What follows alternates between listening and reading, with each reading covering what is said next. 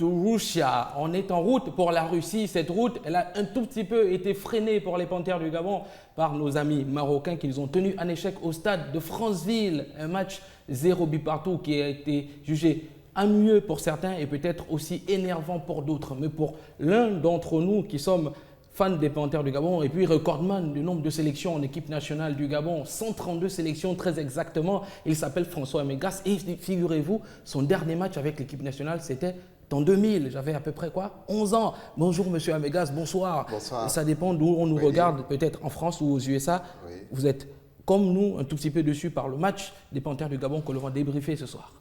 Oui, tout à fait déçu, d'autant plus que j'ai eu l'occasion de les rencontrer physiquement avant de partir à Franceville et qu'ils m'ont promis de faire un résultat puisque la qualification passait par là. Et donc, pour moi, c'est une déception. Une grande déception, d'autant plus qu'on a imaginé cette équipe de Panthères-là peut-être entrer en compétition en grande pompe, comme ça l'a été, on se souvient, aux éliminatoires de la Coupe du Monde 2010. On avait fait une superbe phase de qualification jusqu'à nos deux matchs qu'on a perdus contre le Cameroun. Voilà, ça n'a pas été du tout le cas. On va revoir rapidement peut-être les compositions. On va reparler justement de ces compositions. Georges Costa qui avait fait une sélection de joueurs pour la confiance parce qu'il avait décidé de reconduire à peu près une équipe qu'il a considérée juste titre comme une équipe sur laquelle il avait confiance. Une équipe avec bien entendu, avec en ligne de mire Pierre-Emerick Aubameyang. Est-ce que la composition de Costa dans ce match-là vous a plu, mon cher François? Pour ma part, 4-4-2, on le rappelle. Je sais que jouer le 4-4-2 n'a pas souvent favorisé nos joueurs ni l'équipe nationale. Par contre, pour moi, avec l'effectif qu'on a et les joueurs que nous avions, il était possible d'utiliser un autre système qui nous aurait permis de remporter ce match. Lévi Madinda sur le banc de touche, on a joué en 4-4-2 avec notamment un milieu avec 4 garçons qui étaient hyper talentueux, Kanga Gelor sur un côté, Ibrahim Mendong sur un côté, avec en sentinelle Tanjingora et puis bien sûr Mario Lemina qui était là censé être le relais. Est-ce que ce milieu de terrain vous a-t-il convaincu? Est-ce qu'il fallait jouer avec ce milieu notamment et non pas le 4-3-3 dont on a toujours loué les mérites en équipe nationale? Oui, en fait, pour moi, le milieu de terrain aurait dû se composer de 3 personnes. Et je vois bien les 3 personnes que je ne vais pas citer maintenant et renforcer l'attaque. D'autant plus qu'on joue à domicile. Il n'est pas question pour un match à domicile que l'on craigne d'attaquer l'adversaire.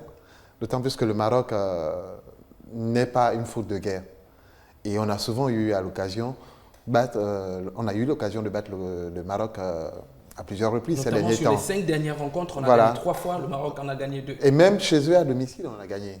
Alors, je ne sais pas pourquoi est-ce qu'on a utilisé cette tactique, peut-être par peur ou parce qu'on respectait le Maroc, mais pour ma part, je pense qu'on aurait dû jouer à l'offensive pour nous permettre de gagner ce premier match. L'offensive il n'en a pas été question dans ce match à Franceville. Pour ceux qui n'ont pas regardé le match, on vous donne les quelques moments plutôt intense de ce match-là parce qu'il n'en a pas eu beaucoup. Mais voici une séquence grâce à nos amis de Bein Sport en commenté. C'est en exclusivité et surtout en version originale.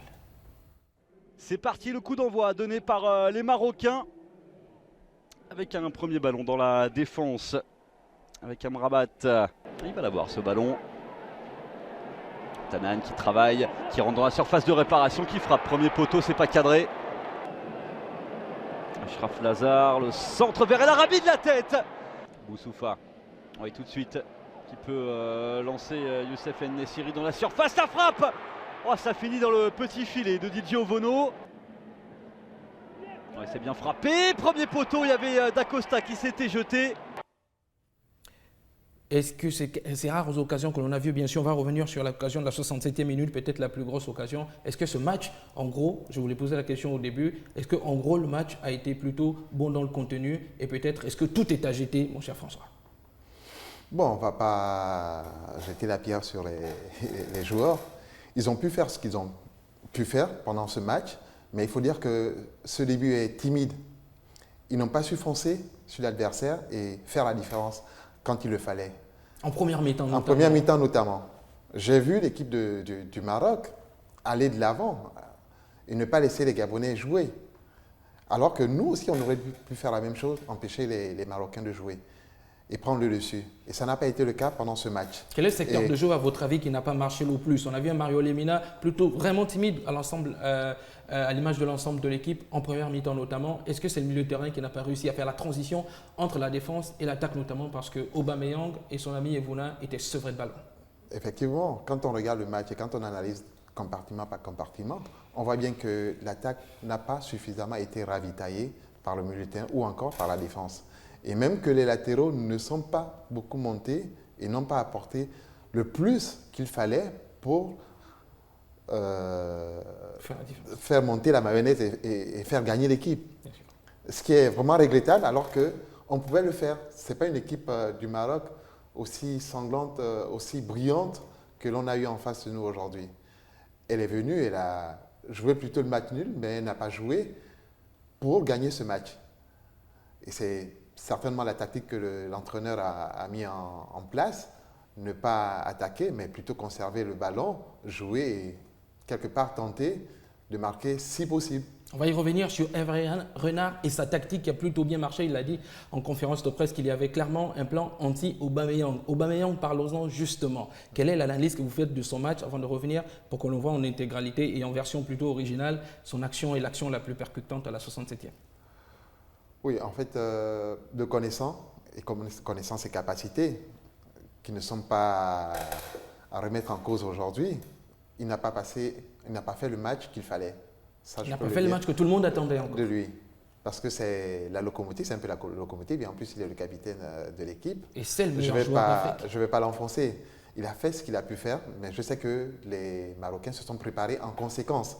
Donc ce qu'il fallait pour eux, c'était quoi? C'était empêcher des actions depuis le départ pour atteindre Pierre-Emerick en attaque.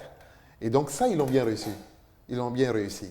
Et c'est dommage que les gars n'ont pas su contourner cette tactique pour œuvrer autrement et permettre à l'équipe de passer au moins 2 ou 3 buts à cette équipe du Maroc. Action plutôt symbolique, vous avez dit, ils n'ont pas réussi à contourner le verrou marocain pour pouvoir faire la différence et trouver Aubameyang notamment. Mais cela s'est fait à la 67e minute. Ils nous ont promis d'en faire, nos amis marocains. Nous aussi, on leur a montré qu'on pouvait faire la différence. Mais ça, c'est en version originale plutôt marocaine avec, bien sûr, en langage arabe, l'action de Pierre-Emerick Aubameyang où Mario Lemina à la fois touche le ballon et puis Malik Evuna également sur sa seule accélération a pu toucher le ballon. Ça donne ceci. تصل مالك ايفونا يبحث عن التسديد ممنوع المرور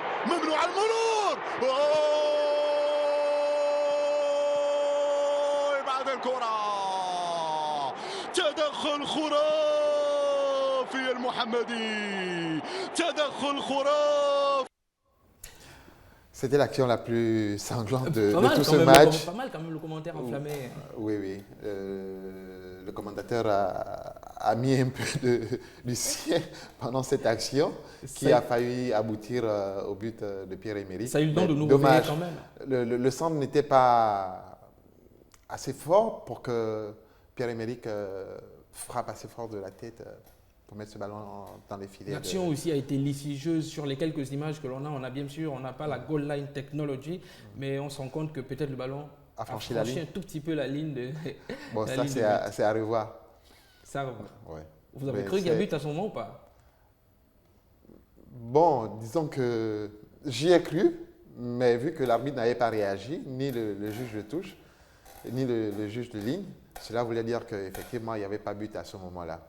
Et c'est dommage parce que c'était une action bien menée par Mario au milieu de terrain et ensuite l'accélération de Malik qui a permis ce centre qui aurait pu aboutir au but de la victoire, certainement.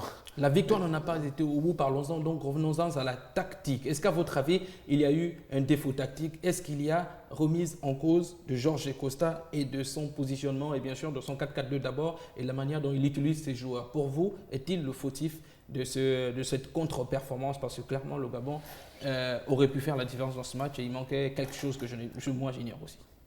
Vous savez, quand on ne gagne pas, parfois c'est l'entraîneur qui est incriminé. C'est vrai. Mais il faut savoir une chose, c'est que les joueurs ont aussi leur part de responsabilité. C'est-à-dire que quelle que soit la tactique, les joueurs ont la possibilité d'animer cette tactique qui leur est recommandée. Et alors, s'ils ne parviennent pas à animer la tactique qui leur est recommandée, ils peuvent la changer sur le terrain et jouer autrement. À votre avis, jouer selon autrement, c'est la quoi? capacité qui est la leur. Il aurait dû y avoir plus de mouvements. Qu'est-ce qui est mis en question? Parce que clairement, là, tout le monde tire à coups de boulet, peut-être sur l'entraîneur, mais aussi il y a des joueurs qui, pour vous, peuvent être mis en cause. Ça m'emmène à vous demander quels est, à votre avis, les tops et les flops de ce match-là. Bon, je vais dire que sur l'ensemble, sur une moyenne sur 10, beaucoup n'atteindraient pas 6, je dirais. Il est dur, le porteur. Très, très dur. Donc, oui, mais c'est vrai, parce que c'est un match qu'on aurait dû emballer depuis le début, depuis la première mi-temps, jusqu'à la fin. Parce qu'on joue à domicile, il n'est pas normal que l'on observe l'adversaire, ou alors qu'on laisse l'adversaire jouer objectivement de nous, qui devions normalement imposer notre jeu. En théorie. Et c'est ce qui est regrettable pour ce match. Et les gars n'ont pas su s'imposer ni mettre de la pression sur les Marocains tout au long de ce match. C'est vrai que, bon, on va dire l'environnement, les spectateurs, tout cela, mais c'est vrai que c'est des facteurs qui parfois inhibent les joueurs et ne leur permettent pas d'aller jusqu'au bout des actions, ou alors de faire le plus qui permet de se surpasser et faire le résultat que l'on espère. Ils n'ont pas fait ce plus-là, mais on rappelle qu'on est à moins de 100 jours de la Coupe d'Afrique des Nations. Ce sera au Gabon. Est-ce que ce résultat-là, notamment, peut influer et peut commencer à rendre inquiétante la situation, à votre avis? Bon, je dis que 100 jours, c'est quand même pas mal pour... Il en reste 98. pour arriver et commencer cette CAN. On a encore le temps de se préparer. Il y a le championnat qui ne fait que commencer, et même en Europe, il n'a fait que commencer tout récemment. Mais je pense qu'il y a le temps de se préparer, de se mettre en forme et de pouvoir faire un résultat. Non seulement même pour les éliminatoires de la Coupe du Monde, mais aussi pour la CAN. Parce qu'il y va de l'intérêt de tout un chacun de se préparer, de s'organiser et de mettre en place les moyens financiers, humains qui permettront à ces jeunes de se mettre au niveau et de pouvoir aller là où nous souhaiterons qu'ils sont. Si les moyens financiers humains sont OK, il y a aussi les moyens infrastructuraux, si je ne me trompe pas du tout, du point de vue sémantique et grammatical. Est-ce que ça vous a plu de voir le stade de Franceville, avec notamment sa pelouse qui était dans un état plutôt critique, et bien sûr de voir du public, un stade pas totalement plein, mais on était à peu près à 80% du stade plein? Bon, pour ce qui est du stade de Franceville, sur les images, on peut voir que les joueurs ont quelques difficultés à faire circuler parfaitement le ballon à cause de la pelouse qui était quasi catastrophique, jugée catastrophique par l'entraîneur. Qui n'était pas en très bon état.